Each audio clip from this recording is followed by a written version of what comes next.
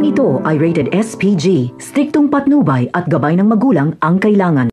Sa pag-alis nila Tanggol sa resort ay pumunta muna sila Tanggol sa kanilang bahay sa San Dimas.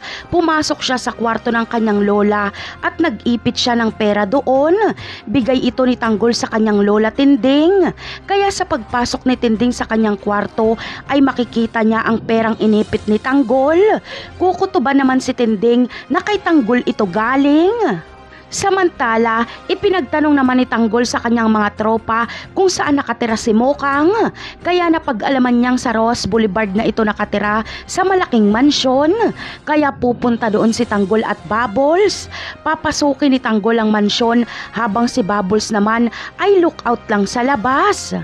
Kailangan kasing bantayan ni Bubbles si Tanggol dahil baka ituloy nito ang planong pagtakas. At sa loob nga ng mansyon ay nagkagulatan dahil nagkasalubong si Tanggol at Olga. Takang-taka si Olga kung bakit nakalaya si Tanggol. Gulat na gulat naman si Tanggol kung bakit napakayaman pala ng aling nakilala niya.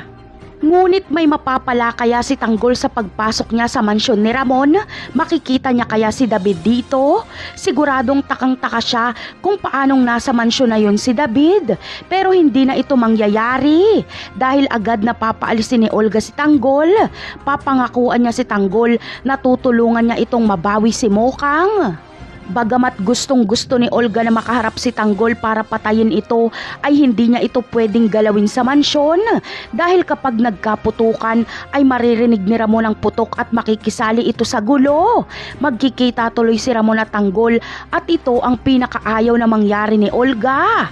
Ngunit ano kaya ang mangyayari sa mga kaibigan ni Tanggol? Gayong gabi na naman pero hindi pa nakakabalik sa selda sila Tanggol. Yan ang aabangan natin sa mga susunod na episode. Paalam!